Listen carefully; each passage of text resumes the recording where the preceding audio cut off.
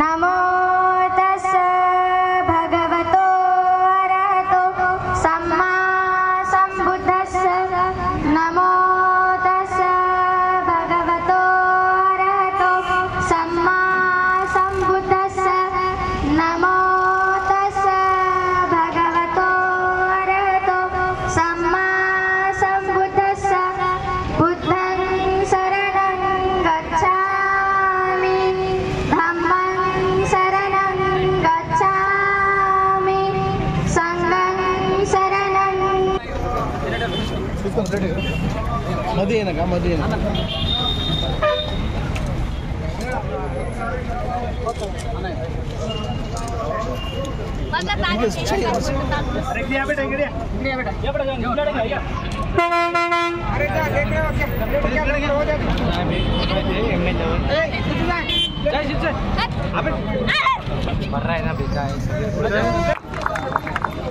भारत देशात हे उत्सव आपण सगळेजण साजरा करतो, तर प्रपंचामध्ये जगामध्ये सुद्धा डॉक्टर बाबासाहेब आंबेडकरांची जयंती प्रत्येक जण घेतात। त्यांचा एक आदर्श आहे, भारताच्या राज्यघटना लिहिलेले, कॉन्स्टिट्यूशन लिहिलेले आणि गोरगरिबापासून श्रीमंतापर्यंत वोट हक्क दिलेले हा एकच व्यक्ती आपण बाबासाहेब आंबेडकर म्हणून गर्वानं सांगू शकतो। मित्रांनो, त्याने जे आज जे आर्टिकल्स लिहिले, अमेंडमेंट्स लिहिले, त्याच्या आधारानं आपलं भारत देश चालते आणि भारत देशामध्ये काही लोकांना पसंत येत नाही तसले लोक म्हणजे हे पार्टी हे करते, ते पार्टी ते करते, पण कोणीही असू द्या, कोणती पार्टी कोण असू द्या, पार्टी संबंध नाही। भारतातले मानव लोकांना हे जे कॉन्स्टिट्यूशन लिहिलेलं आहे ते बाबासाहेब आंबेडकरांचं तर राहील म्हणून आम्ही सगळ्यांना म्हणजे या व्यासपीठावर सांगत आहोत। तसेच त्यांनी केलेले कार्य, त्यांची गोरगरिबी आणि त्यांनी जे शाहू महाराजांपाशी शिक्षण घेऊन लंडनला शिक्षण घेतले, बॅरिस्टर झाले, त्याच्यानंतर भारतामध्ये त्यांनी आपली वकिली सोडून आज भारत देशाच्या स्वातंत्र्यासाठी असू द्या आणि तसेच राज्यघटना लिहिण्यासाठी असू द्या, त्यांनी केलेले प्रयत्न आपण कधी विसरणार नाही। आज तुम्हाला माहित आहे डॉक्टर बाबासाहेबांना 1990 मध्ये भारत रत्न दिलेले आपले त्यावेळेस ते पंतप्रधान, त्यांना आज आपण गौरवानं सांगू शकतो की 90 मध्ये भारत रत्न मिळालेलं आहे। तसेच आज पार्लमेंटमध्ये सुद्धा आज चित्र नव्हतं बाबासाहेब आंबेडकरचं, त्याच्यानंतर 1992 मध्ये चित्र बाबासाहेब आंबेडकरचं चित्र दिल्याबद्दल तिथल्या त्या गव्हर्नमेंटला, गव्हर्नमेंटला मी अभिनंदन करतो।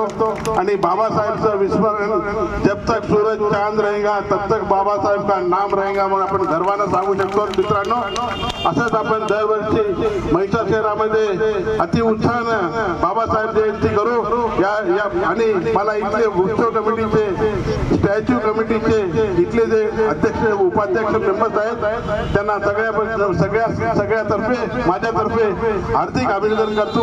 माझे 2 शब्द समाप्त करतो। जय हिंद, जय भारत। लोग పేరుగాంచిన డాక్టర్ బిఆర్ అంబేద్కర్ గారి జయంతి ఉత్సవాలు మనం ఇక్కడ జరుపుకుంటున్నాం। పట్టణం దాకా యావత్ భారతదేశంలో ప్రపంచంలోనే అనేక రాష్ట్రాల్లో కూడా ఈ జయంతి కార్యక్రమాలు జరుపుకుంటున్నాం। మరి వారి విశేషత మనందరూ కూడా తెలుసు, ప్రపంచానికి తెలుసు। వారు మన భారతదేశానికి ఏమేమి చేశారు, వారు ఆ రోజున రాజ్యాంగం రాయడం వల్లనే మనకి ఈరోజు ప్రభుత్వం ద్వారా, కేంద్ర ప్రభుత్వం కానీ, రాష్ట్ర ప్రభుత్వాల కానీ, ఇతర వివిధ ప్రభుత్వాల ద్వారా మనకు అన్ని వర్గాలకు మరి మనం లబ్ధి పొందుతున్నాం। వారు ఒక వర్గానికి కాకుండా, ఒక మతానికి కాకుండా అందరికి కావలసిన వారు, బీద బడుగు బలహీన వర్గాలు అందరూ కూడా వారి చేసిన శ్రేయస్సు మరవలేనిది। జీవితాంతం కూడా దేశంలో రోజులు, ప్రపంచంలో రోజులు వారికి మనం గుర్తు చేసుకోవాల్సిన అవసరం ఉంటుంది। ఎందుకంటే వారి రాసిన రాజ్యాంగం వల్లనే ప్రభుత్వాలు నడవక తప్పదు।